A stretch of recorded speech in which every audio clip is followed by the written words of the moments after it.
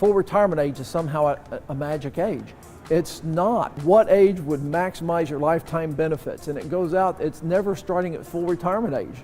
Here's the way it works. If you start at 1 month before, you have 5/9 of 1% less than, or if you wish, 0.56% less of your primary insurance amount. If you wait to 1 month after, it's 2/3 of 1%. Well, 0.67% is a lot higher than the 0.5. A single person would never maximize their lifetime benefits starting at full retirement age. You usually want to either wait a few years after or start a couple years before. And let's take a typical couple. I'll take myself in this case. I have a younger wife and she has the lower earner. When should she start her benefits? It's basically based on the age she would be when the first spouse dies, which is probably going to be me. We're the weaker sex when it comes to longevity. You know, if I die at 82 and she'd be 76, wow, because of that, she's going to start benefits at 62 in a month, which is as soon as she can. Me, I'm 65 now, suppose I'm 69 and they turn and say, Bill, you got a year to live, you got cancer. I still wouldn't start benefits because I want that 8% more, and that 8% more will last until the second spouse dies. And my wife has a long life expectancy. The benefits there, the higher earner should think your benefits based on your record is going to last until the second spouse dies. Benefits based on the lower earner's record will usually last until the first spouse dies. So you need to rethink the equation that way. Everything is specific to a particular client and their life expectancies and how much they have in taxable accounts and Roths and tax deferred accounts like your 401k, your qualified plans there.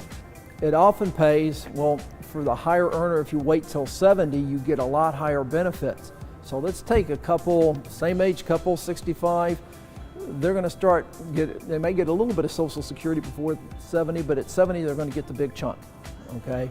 And from that point on, they need money to live on in between. If they take it all out of the taxable account, they're going to be in a really low tax bracket in those years. If you take $20,000 out of a savings account, well, it's $20,000 to live on, but it's zero adjusted gross income.